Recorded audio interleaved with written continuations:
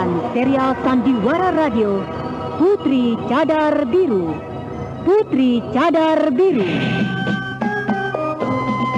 Putri Cadar Biru, sebuah sandiwara radio penuh tragedi menegangkan di kalangan rimba persilatan yang dikobarkan oleh seorang dara jelita akibat cinta yang kandas sebelum terbalas.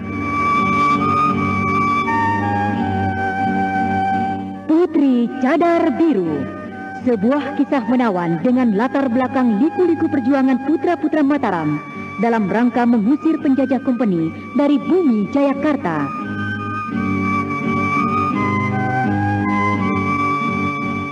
Kali ini memasuki episode ke-15 dengan judul Dara Kembar Lembah Cacat.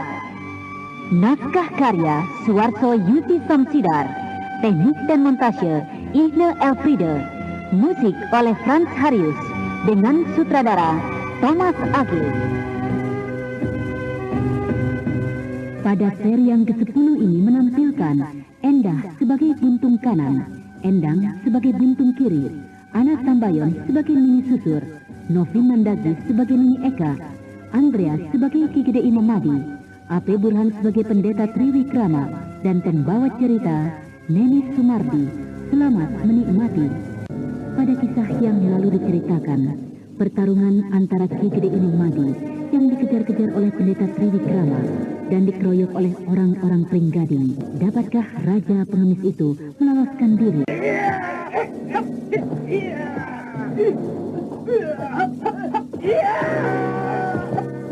Bagus, Pendeta Triwikrama. Hari ini aku akan mengadu jiwa denganmu. Siapa sudi mati bersamamu? Hei, pengemis kotor, kematian sudah di depan mata. Lebih baik menyerah secara baik-baik. Barangkali saja Paman Pendeta akan dapat mengampunimu. Perempuan rendah, jika kau berharap aku menyerah, kau seperti mimpi. Ayo majulah semua sekaligus. Tubuhku cukup besar untuk dibagi-bagikan kepada kalian.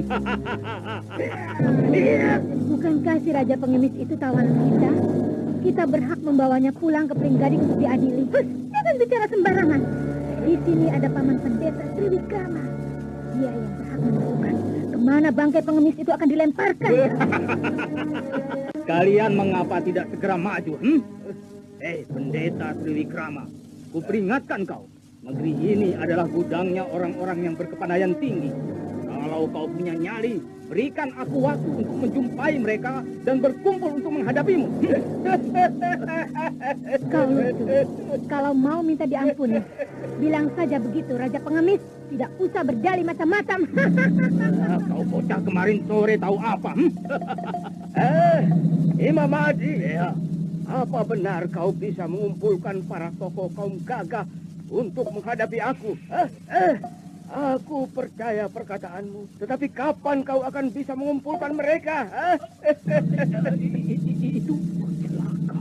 Kenapa kau salah omong gitu? Dalam sesaat, Ki Gede Imam Madi menyadari bahwa ia telah salah bicara. Mengumpulkan para tokoh kaum gagah memang ia bisa melakukan. Akan tetapi jika Pendeta Triwikrama datang dengan sepasukan besar kompeni, bukanlah itu sama halnya dengan mengumpulkan harimau-harimau memasuki jebakan. Untuk menghubungi mereka tentu saja aku bisa. Tetapi untuk membuat mereka mau berkumpul atau tidak bukan urusanku. Kenapa kau perintat-perintat begitu, Imam Madi? Perintat-perintut apa? Dengan orang asing, dengan begundal kompeni. Apa gunanya bicara jujur? Terhadap manusia-manusia rendah seperti kalian semua, tak guna kita bersikap baik. Kalau begitu, kau sudah bosan hidup, Imam Madi. Bagus. Terima ajalmu. Mari mengadu jiwa. Siapa sudi?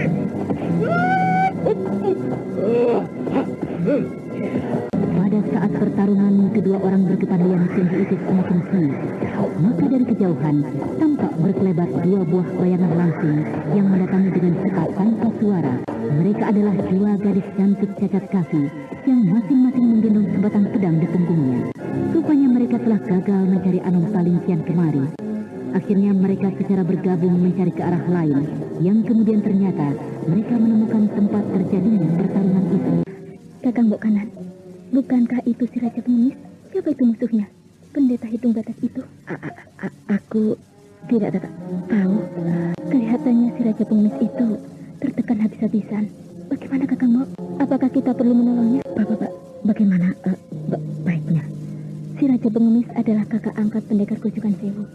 Dia dalam keadaan terancam bahaya seperti itu. Jika kita tidak turun tangan membantu, apa kata Putri nanti?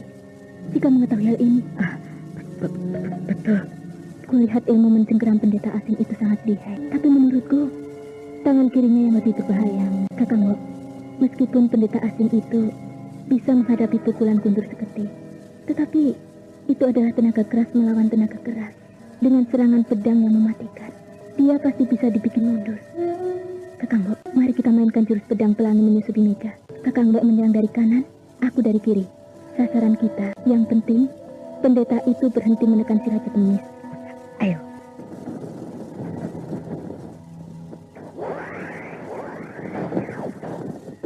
Pada detik yang sangat menentukan itu, tampak dua bayangan berkelebat keluar muncul dari dalam belukar, beserta dua bilah pedang yang menyambar ke arah dua tangan pendeta Triwikrama. Dibarengi suara pekikannya yang lantang.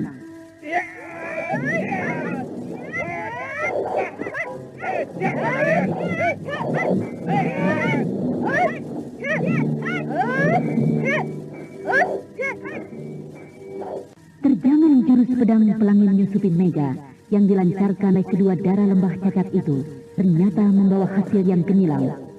Hampir saja jika pendeta Triwikrama tidak sekosen itu, ia akan terlambat menarik tangannya yang mengancam belakang kepala Ki Gede Imam Mahdi dengan pukulan yang mematikan.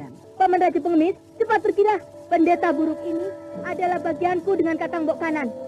Biarkan kami yang akan memotong tangannya. Yang bisa mulur mungkret itu menjadi belasan potong. Renet perempuan. Siapa kalian? Berani mencampuri urusanku? Tuan Pendeta Triwikrama. Mereka itulah dua siluman buntung pengawal Putri Cadar Biru. Yang buntung kaki kanannya adalah buntung kanan. Dan yang buntung kaki kirinya, ya, si buntung kiri. Kedua nona kanan dan kiri. Terima kasih atas budi pertolonganmu.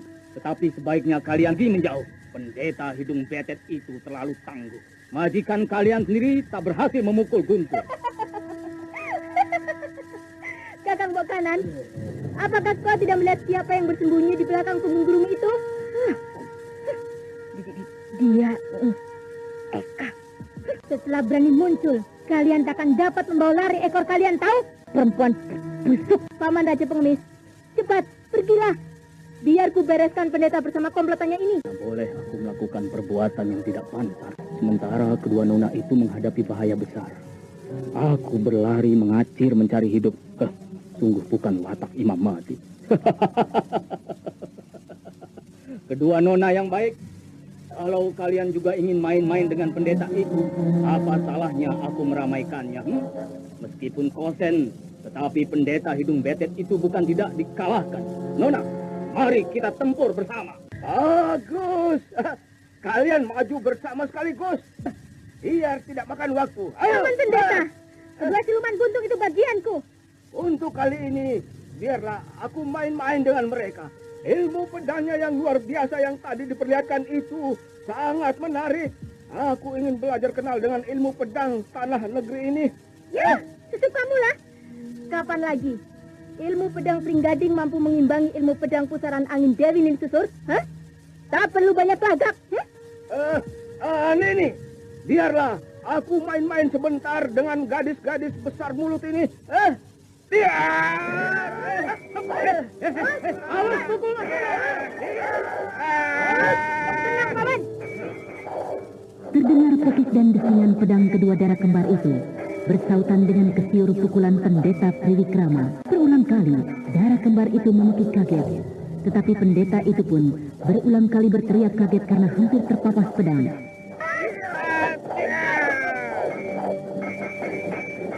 Lupakan aku, pendeta. Majulah kau. Biar ramai. Ayo. Pendeta sombong. Meskipun pasangan pedang kedua darah kembar itu sangat tangguh, serangannya tajam dan pertahanannya rapat, tetapi tidak mudah untuk bisa melukai pendeta kosen itu yang gerakan-gerakannya sudah diduga dan pertahanannya kokoh seperti gunung. Hei, awas pukulan guntur seketi. Iya. Iya. Ilmu pukulanmu hanya bisa buat mengusir anjing, Imam Mahdi. Ya, memang maksudku juga buat mengusir anjing. Apakah kau tidak tahu? Paman Imam Mahdi, bukankah paman baru kembali dari Batavia? Ya, benar. Apakah majikan kalian belum kembali? Mana bisa Putri Cadar Biru kembali, ah? Dia sudah dikerangkeng di Batavia. Omong kosong. Tak ada orang yang Anda bisa sekarang masih menggantikan mendengarkan Sandiwara Radio Putri Cadar Biru di channel Memori 80. Putri telah meninggalkan tanah barat bersama Dimas Pendekar Grojogan Dewa.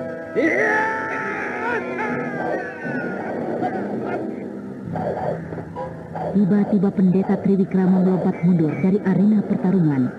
Kedua tangannya yang panjang kurus, berbonggol-bonggol itu diputarnya secepat baling-baling. Maka terdengar suara angin menderu deras bagai puting beliung.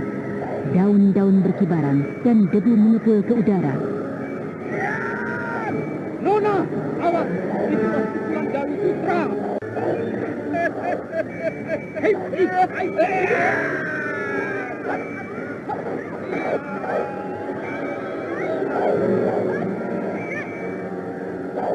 Sambil terus tertawa keras, pendeta Triwikrama melancarkan pukulan Jala Sutra yang ampuh. Ki Gede Imam Mahdi maupun kedua darah kembar itu tergulung ke kanan dan ke kiri, terhantam oleh angin pukulan yang dahsyat. Tetapi buntung kiri yang cerdik itu tidak kehilangan akal.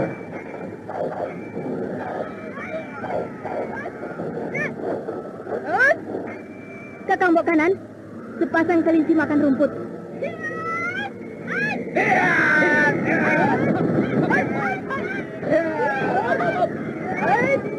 Dengan jurus yang aneh, kedua darah kembar itu bergulingan di tanah, dan pedang mereka menyambar-nyambar cepat kilat ke arah kedua kaki pendeta Triwikrama. Meskipun pukulan pendeta itu ampuh, akan tetapi orang yang berada di atas tanah tidak akan terkena pukulan dahsyat itu. Akibatnya, kedua darah kembar itu dapat mengancam kedua kaki lawannya yang jadi kerepotan karenanya. Kakang Mbok Kanan, ayo, buntungi saja kakinya. Ayo.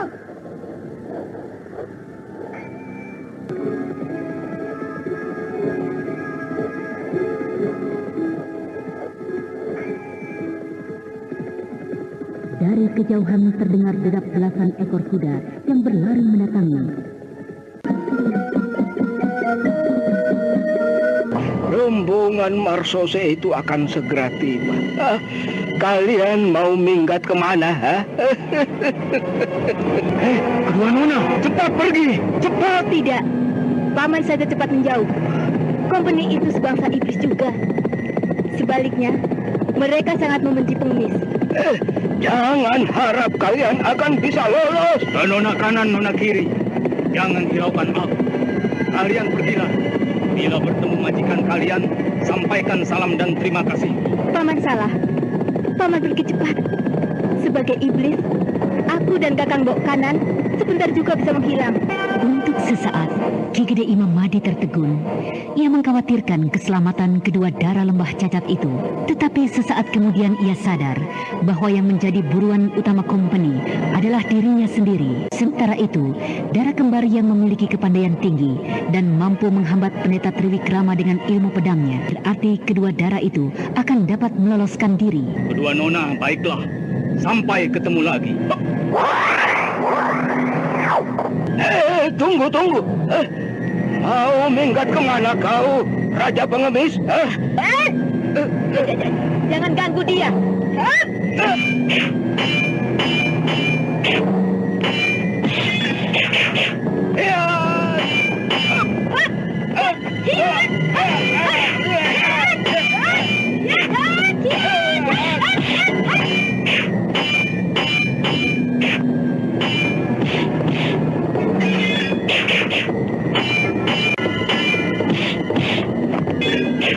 Kakang Mbok Kanan, kita tidak usah pergi.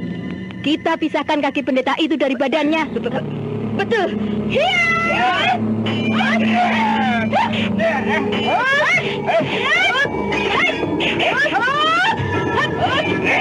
Berhenti! Jangan lari kalian!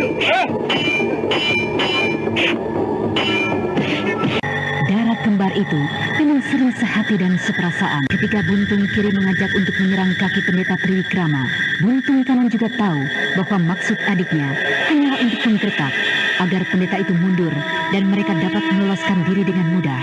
Demikianlah kedua darah itu telah meloloskan diri di tempat yang jauh ketika rombongan Marsose berkuda itu tiba.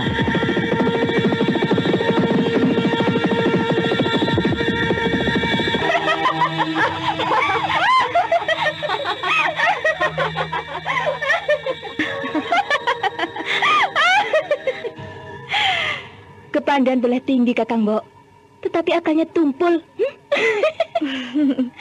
Pendeta tua itu akan menyesal seumur hidup karena tak mampu menghadapi sepasang pedang lembah cacat. Kau pintar, adik kiri.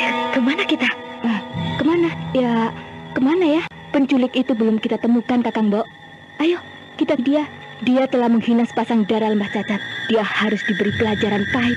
Ayo. Untuk memudahkan pencarian, maka buntung kanan telah meninggalkan kudanya di sebuah padang yang berumput. Dan kini, gadis cantik gagap itu tanpa sadar telah berjalan kembali ke perguruan Gebang Kerep. Adik Roro, kalau aku menyukai gadis Pringgading itu, apa susahnya pergi ke sana? Toh aku sudah tahu jalanan ke Pringgading. Tetapi kenapa Kakang Elang tidak mau segera menjumpai ayah? Bukankah itu suatu pertanda bahwa hati Kakang belum mantap? Bukan begitu, Adik Roro. Pada saat ini, kalau aku menjumpai ayahmu, rasanya aku malu. Masih ada Anom Taling. Ayahmu masih menyukai pemuda itu.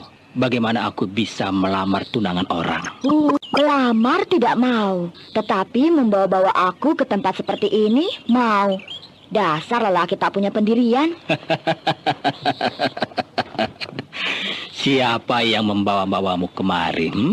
Ya, Kakang yang mengajakku kemari. Mau mungkir? Ya, mengajak, bukan membawa-bawa. Apa memang yang kau ini bakul? Sungguh kedua muda-mudi itu tak pernah menduga bahwa dari balik semak-semak tempat mereka bercakap-cakap ada sepasang mata berkilat yang mengawasi penuh dengan kebencian. Tapi sekarang Kakang Anom Taling sudah tidak ada. Apakah masih bisa dijadikan alasan lagi, Kakang? Adik Roro, tidak adanya Anom Taling pada saat ini tidak berarti bahwa dia mati atau pergi buat selama-lamanya. Suatu saat, entah nanti, entah besok, ataupun lusa, dia bisa datang dan dia tetap tunanmu. Tidak, dia pergi minggat entah kemana. Belakangan ini, ku ketahui bahwa dua siluman buntung dari lembah cacat itu berulang kali muncul di sekitar perguruan kita. Kalau tidak ditawan oleh siluman buntung itu, pasti Kakang Anom pergi mengembara entah kemana. Tapi aku yakin dia tak akan pulang ke Gebang Kerep lagi. Adik Roro begitu yakin? Tentu saja, sebab aku telah mengusirnya. Gadis ini begitu telengas terhadap pemuda yang telah dipertunangkan dengan dirinya.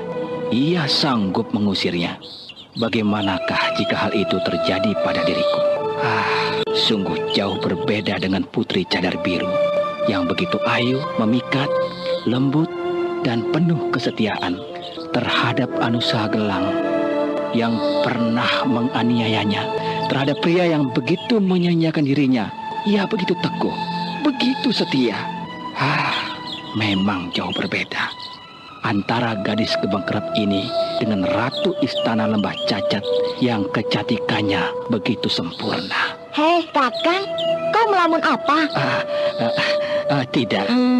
Teringat Ratu Iblis itu ya? Adik Roro, kau ini mengada-ada. Apakah sepatah kata pun aku pernah membicarakan perempuan itu?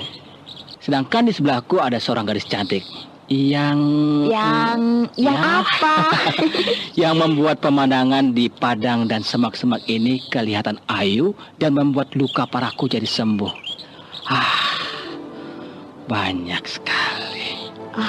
Benar-benarkah itu? Adik Roro. Kakang Elang. Rupanya ketika menyaksikan adegan penuh mesra yang dilakukan oleh Elang Johar dan Roro Manis di depan matanya, buntung kanan tergetar hatinya. Dan tanpa sadar, Anda sekarang masih mendengarkan sandiwara radio Putri Cadar Biru di channel Memori 80. Siapa di situ? Hei, kalau ada makhluk dalam semak itu, mengapa tidak berani munculkan diri? Ayo keluar. Ini aku Lang Johar, mengundangmu. Biar aku menyelidikinya. Ayo, aku ikut. Kedua muda-mudi itu tak pernah menduga bahwa yang mereka cari kian kemari tak ketemu itu adalah buntung kanan yang pada saat itu bersembunyi, melekatkan diri pada sebuah cabang yang rimbun. Rasanya aku tidak salah dengar. Ada ranting yang terpatahkan. Tetapi heran, tidak ada suatu apapun juga. Mungkin kita salah dengar, Kakang. Angin yang deras bisa saja mematahkan ranting yang kering. Tidak. Tidak begitu. Aku yakin ranting yang patah itu dipatahkan oleh tangan orang. Atau mungkinkah... Maksud Kakang Elang? Apakah Kakang Anom Taling? Tidak mustahil. Kalau menurutku, mustahil, Kakang. Andai kata memang dia yang mematahkan ranting, tak mungkin ia lari begitu cepat menghindari kita. Ia tidak memiliki ilmu ringankan tubuh setinggi itu. Atau mungkinkah gadis buntung dari lembah cacat itu? Kenapa Kakang tiba-tiba mengingat dia? Bukankah tadi adik Roro mengatakan bahwa buntung kanan dan buntung kiri berulang kali munculkan diri di sekitar perguruan Gebang Kerep?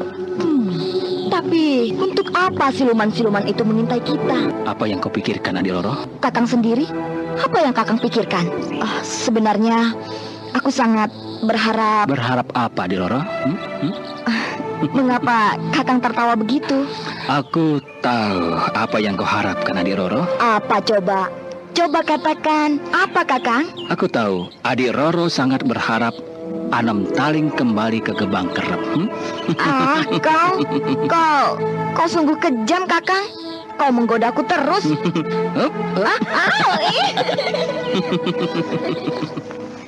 Kakang Elang, kau telah... Adik Roro, rupanya benar, siluman itu yang mengintai kita. Kakang, Kakang. Gak usah menangis, adik Roro.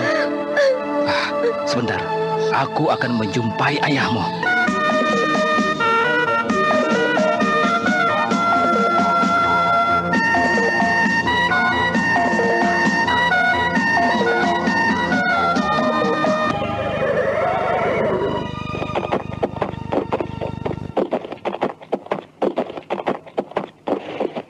Dewi, pegal-pegal rasa seluruh badanku. Aku minta turunkan aku dari kuda ini dan lepaskan belengguku. Aku sangat berterima kasih kepadamu, Dewi. Terima kasih atau tidak, bukan urusanku. Yang membelenggu kau bukan aku. Mengapa aku harus melepaskannya? Mengapa kau tidak minta kepada dua siluman buntung itu, Aku juga sudah minta kepada mereka untuk membuka belenggu ini, Dewi. Tapi mereka tidak mau. Apakah kau juga sejahat mereka? Sehingga kau tetap membiarkan aku tersampir di punggung kuda seperti karung beras ini. Kau memang lebih mirip karung beras. Kau lelaki tolol yang paling tolol. Yang gobloknya melebihi tumpukan kain tua. Aku tak akan membuka belenggu. Juga tak akan menurunkan kau dari punggung kuda.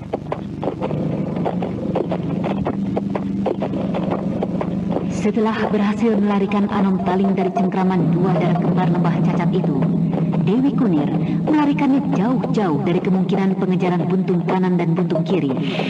Akan tetapi sekarang, Dewi Kunir sendiri jadi ragu, hendak dibawa kemanakah pemuda Gebang Kerep itu.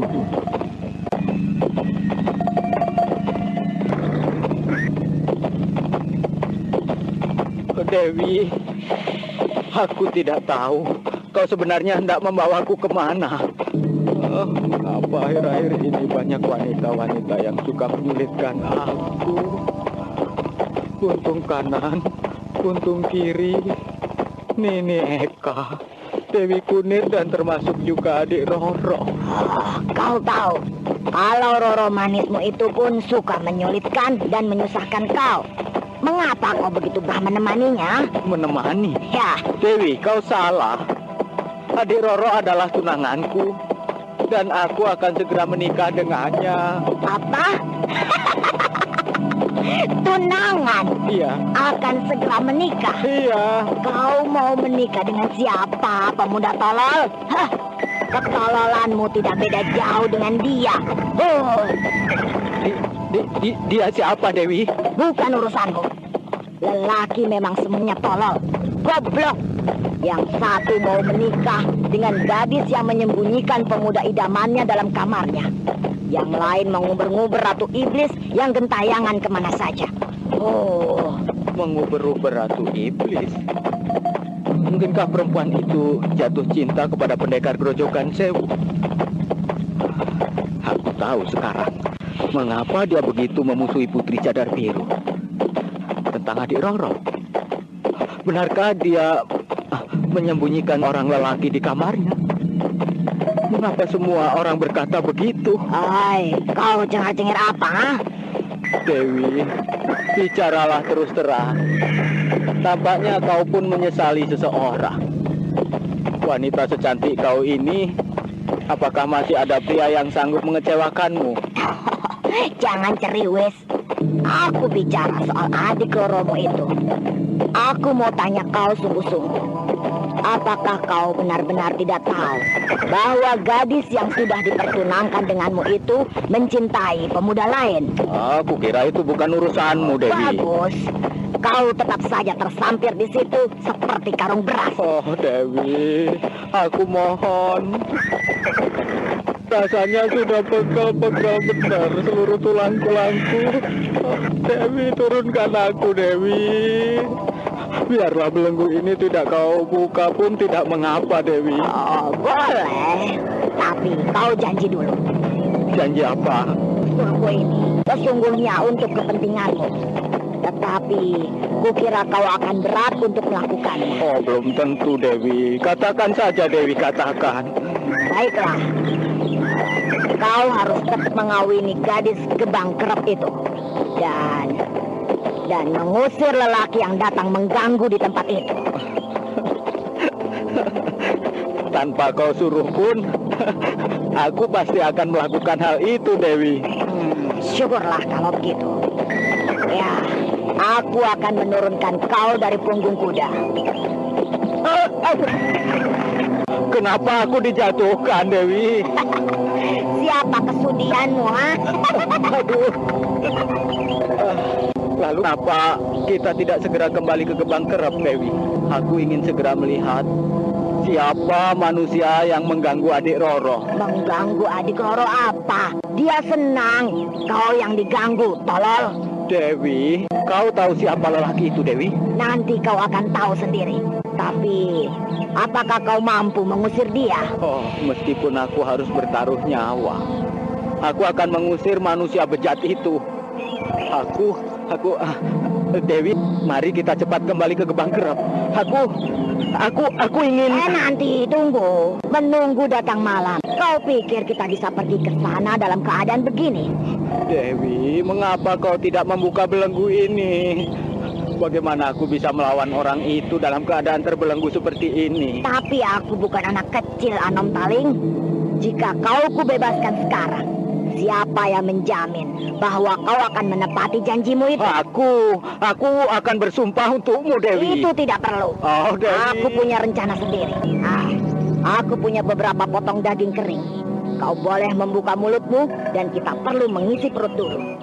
Sambil menunggu datangnya hari gelap, mereka mengisi perut dengan memanggang daging kering yang dibawa oleh Dewi Kunir. Ketika senja mulai turun dengan keremangan yang tertebar melingkupi bumi, maka Dewi Kunir telah menjalankan kudanya menuju ke Gebang Kerep.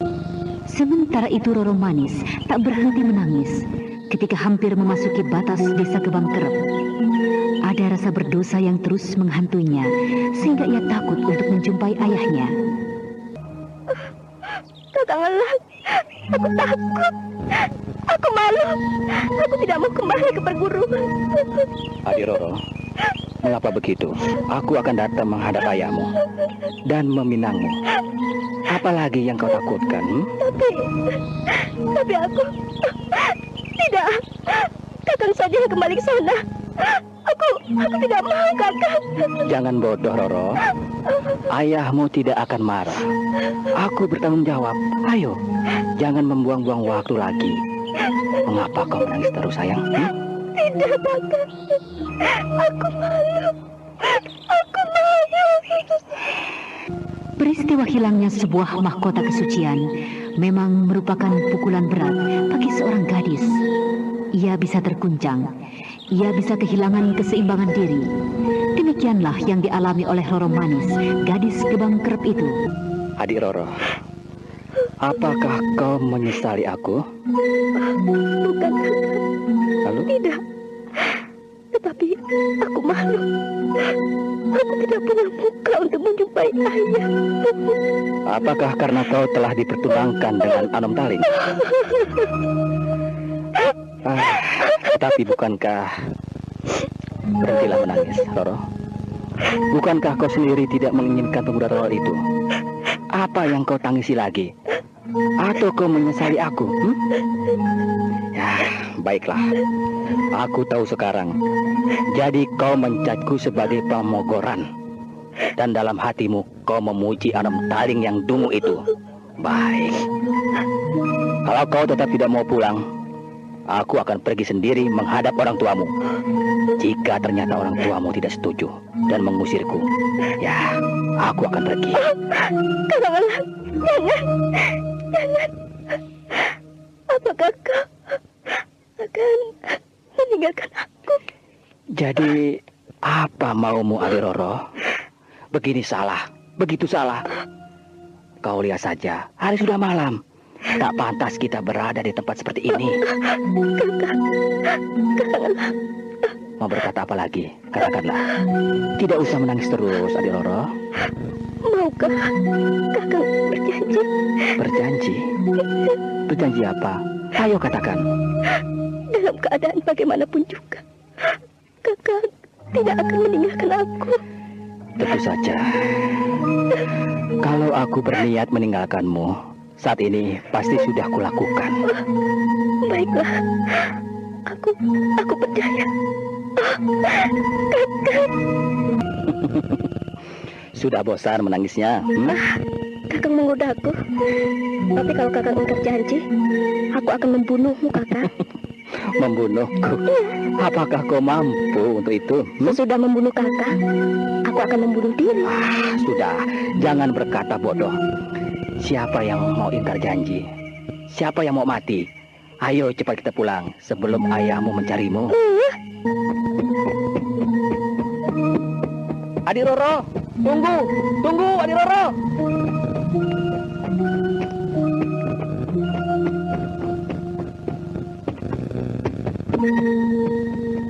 Demikianlah, cinta telah menampakkan dirinya pada diri kedua muda-mudi itu. Setelah melewati peristiwa bernoda itu, maka cinta, kekhawatiran, kebencian dan kecemasan bergumul menjadi satu. Kedua muda-mudi yang berilmu tinggi itu sejenak tertegun di depan tembok pekarangan perguruan. Tetapi sesaat setelah itu, tubuh-tubuh mereka telah melayang naik dan masuk pekarangan menghampiri kamar Roro Manis. Lebih baik aku pergi dulu menjumpai ayahmu, Adik Roro, atau... Buat apa terburu-buru? Ayo, kakak ganti baju dulu. Mana pantas menghadap tampang melecek begitu. Baiklah, Adik Roro.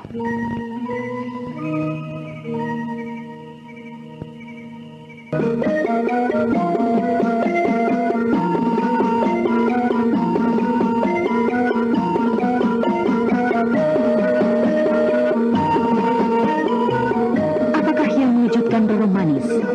Seakan ia melihat hantu di siang bolong, Roro Manis melompat mundur, terpekik dan terkejut melihat seseorang yang tengah duduk bersila di atas tempat tidur dengan pedang melintang di atas pangkuannya. Nah, saudara pendengar, bagaimanakah akhir dari pertarungan itu? Dapatkah Anom Taling membuktikan ancamannya? Untuk mengetahui jawabannya, ikutilah lanjutan kisah Putri Cadar Biru dalam episode ke-15 dengan judul Darah Kembar Lembah Cacat. Sampai jumpa.